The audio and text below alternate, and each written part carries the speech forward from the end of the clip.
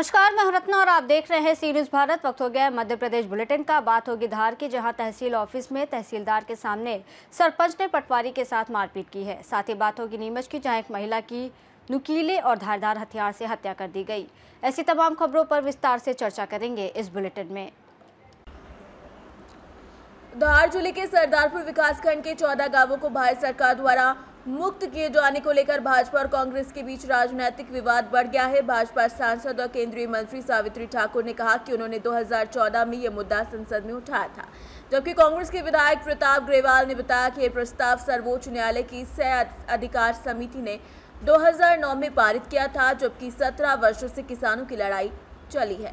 उन्होंने भाजपा सरकार पर नोटिफिकेशन में देरी को लेकर सवाल उठाए और कहा कि अगर मंत्री के पास 2014 में उठाए गए मुद्दे के सबूत हैं तो वो प्रस्तुत करें। साथ ही दुर्लभ पक्षियों से जुड़े मामलों पर सक्षम न्यायालय का निर्णय करता है। 14 ग्रामों को खरमोर अभयारण्य से बाहर करने का प्रस्ताव सर्वोच्च न्यायालय की सहाधिकार समिति ने पहले ही 2009 में वन विभाग ने याचिका के माध्यम से 14 गांवों को बाहर करने का प्रस्ताव पारित कर दिया गया था। ये जो 17 वर्षों की जो लड़ाई है जनता और किसानों के साथ में, सदन से लेकर के सड़क तक हमने इस लड़ाई को लड़ा है।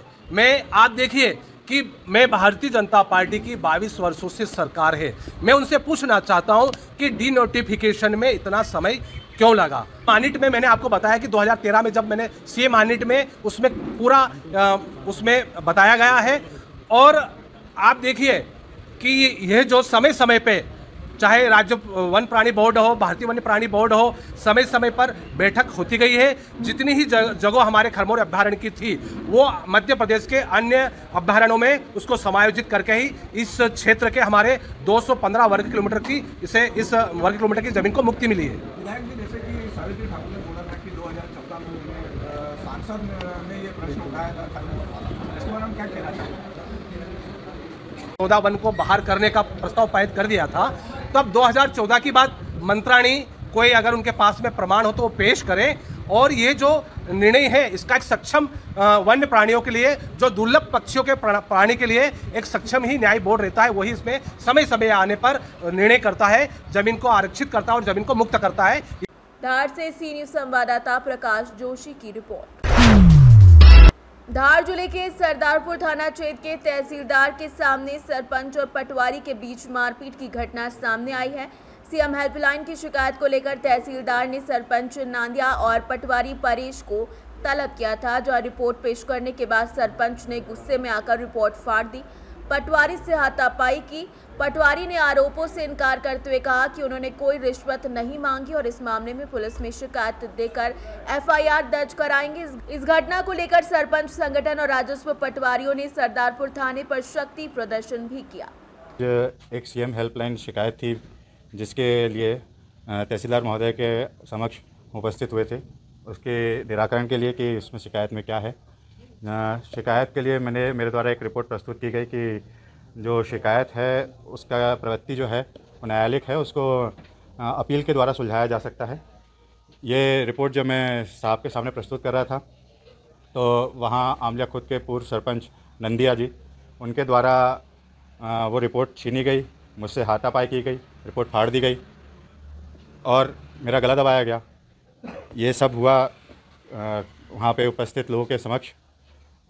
और इसी तारतम्य में आज हम यहाँ कंप्लेन करने आए हैं। बस ये सब मनगढ़ंत बातें हैं, मुझ पे दबाव डालने की कोशिश की जा रही थी। उनके द्वारा कई बार मेरे को धमकी दी गई, मेरे को हल्के पे काम करने से रोका गया है। वो मेरे विरुद्ध एक चक्रव्यूह जैसा रचना चाहते थे। उन्होंने ज़बरदस्ती ऐसी झूठी शिकायतें की हैं। ऐसा कुछ भी नहीं है। मेरे द्वारा कोई भी उनसे रकम या किसी से भी रकम लेने की कोई भी कोशिश नहीं की गई है। यहाँ तक कि मेरा रिकॉर्ड बहुत क्लियर है, मेरा कोई रिपोर्ट तक पेंडिंग नहीं पाई जाएगी। आवेदन दिया है या रिपोर्ट की है? जी, अभी आवेदन दे रहा हूँ, रिपोर्ट की जाएगी इसको। आपका नाम बता दीजिए। मेरा नाम परेश गोहिल है, पटवारी, हल्का नंबर 47 तिरला। धार से सी न्यूज़ संवाददाता प्रकाश जोशी की रिपोर्ट। धार से खबर है, जहां झेरा थाना क्षेत्र के ग्राम मारौल में चोरी का एक अनोखा मामला सामने आया, जहां चोरों ने गांव के कई घरों में तोड़फोड़ की, लेकिन जब दो चोर मंदिर के गर्भगृह में भगवान की प्रतिमाओं से आभूषण उतारने लगे तो एक चोर का दिल बदल गया। उसने चुराए गए आभूषण वहीं वापस रख दिए, मंदिर की पेड़ी को प्रणाम किया और शांतिपूर्वक बाहर चला गया। पूरी घटना सीसीटीवी में कैद हो गई, जबकि पुलिस आरोपियों को पकड़ने का दावा कर रही है। धार से सी न्यूज़ संवाददाता प्रकाश जोशी की रिपोर्ट। नीमच से खबर है, जहां उस वक्त सनसनी फैल गई जब एक महिला की नुकीले और धारदार हथियार से हत्या कर दी गई। महिला अपने घर पर अकेली थी और उसके पति मंदिर गए हुए थे। तभी बंसल चौराहे पर आशीर्वाद बिल्डिंग में रहने वाली महिला लीला देवी गोयल, जिसकी उम्र 55 साल है, उसको किसी ने चाकू मारकर उसकी हत्या कर दी। लगभग 7 से 8 के बीच की ये घटना बताई जा रही है। सूचना मिलते ही एसपी अंकित जायसवाल, एएसपी नवल सिंह सिसोदिया, वहीं नीमच कैंट थाना प्रभारी पुष्पा सिंह चौहान, भारी संख्या में पुलिस प्रशासन घटनास्थल पर पहुंचे। अग्रवाल समाज के लोग भी घटनास्थल पर पहुंचते ही बंसल चौराहे पर लोगों ने भीड़ एकत्रित कर ली और सबके मन में एक ही सवाल था कि महिला अपने ही घर में सेफ नहीं है। पुलिस घटनास्थल की बारीकी से छानबीन कर रही है। आज दिनांक को शाम को लगभग 8 बजे करीब पुलिस को 8 सवा 8 के लगभग पुलिस को इत्तला मिली है, जिसमें एक महिला जो यहाँ रहती हैं, जिनका नाम लीला देवी गोयल बताया जा रहा है, 55 वर्षीय हैं, उनके निवास पर संदिग्ध अवस्था में मृत पाई गई हैं और संभवतः जो है मामला संदिग्ध है, जिसमें पुलिस टीम लगी हुई है, जांच पड़ताल कर रही है और इसमें अभी हम लोग जो है सीसीटीवी फुटेज वगैरह को उसको सबको खंगाल रहे। गले में और सर पर जो है कुछ नुकीले जो है उससे वार किया है, हथियार से वार किया हुआ है और अभी पूरी तरीके से पुष्टि नहीं है। पहले इसमें पीएम हो जाए और एफएसएल आने वाली है तो उसके बाद पुष्टि कर पाए। फोर्स एंट्री के कोई निशान है क्या? फोर्स एंट्री के तो अभी तक ऐसा कोई निशान नहीं मिले हैं और चूंकि यहाँ पर 16 फ्लैट्स हैं तो अभी सभी से पूछताछ जारी है और घर से कोई भी सामान अभी तक गायब नहीं पाया गया है, तो कोई चोरी वाली बात भी अभी तक पुष्टि नहीं हो रही। मतलब घटना हुई महिला उसमें अकेली थी, परिवार के लोग भी थे? अकेली थी, जो उनके हस्बैंड है वो बाहर मंदिर गए हुए थे। घटना का समय अभी पूरी तरीके से पुष्ट नहीं है, उसको अभी हम लोग जांच कर रहे हैं। हाँ, यहाँ पर है कैमरे जिसको पुलिस खंगाल रही है। घटनाक्रम हुआ बिल्डिंग में कहाँ किस लोकेशन पे बिल्डिंग की कहाँ घटनाक्रम क्या अम्बेडकर रोड के ऊपर है।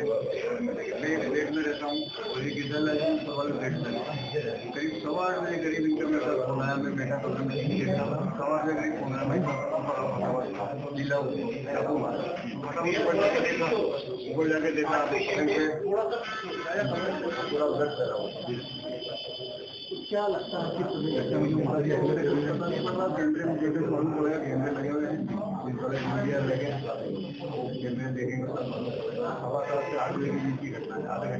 क्या नाम था इनका? क्या नाम था इनका? परिवार में कौन कौन था? खाली हस्बैंड वाइफ है, एक बेटी है, उसकी जन्म की उसका पूरा परिवार गोल चल वाले और भाई बंधे पुराना कोई विवाद ऐसा कुछ मामला आया क्या? घटनाक्रम जो हुआ है उस समय क्या लोग आए थे? सब बिल्डिंग में हलचल हुई थी? कोई हलचल नहीं।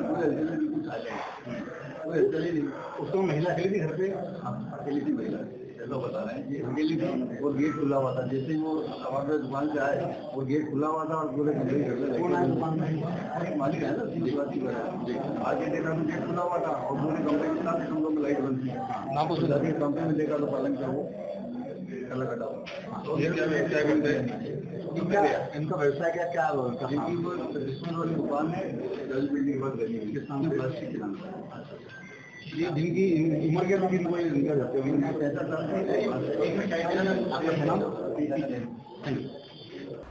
नीमच से सी न्यूज़ संवाददाता महेश सुथार की रिपोर्ट। शिवपुरी से खबर है, जो कोलारस के शासकीय उच्चतर माध्यमिक विद्यालय में गुरु पूर्णिमा के अवसर पर मध्य प्रदेश सरकार की योजना के तहत 10 छात्र छात्राओं को निःशुल्क साइकिल वितरित की गई। कार्यक्रम की शुरुआत मां सरस्वती की पूजा से हुई, जिसमें मुख्य अतिथि भाजपा जिला शिक्षा संयोजक ओपी भार्गव, सहायक संचालक राहुल भार्गव, वीआरसी केपी जैन और प्राचार्य संजय पाठक उपस्थित रहे। अतिथियों ने छात्रों को नियमित स्कूल आने और पढ़ाई में मन लगाने की प्रेरणा दी। कार्यक्रम का संचालन अरविंद जैन ने किया और आभार प्राचार्य संजय पाठक ने जताया। इस अवसर पर कई गणमान्य नागरिक, शिक्षक, पालक और छात्र उपस्थित रहे। शिवपुरी से सी न्यूज संवाददाता विनोद सिकरवार की रिपोर्ट। फिलहाल इस बुलेटिन में बस इतना ही। देश और दुनिया की तमाम बड़ी खबरों के लिए आप देखते रहिए सी न्यूज भारत।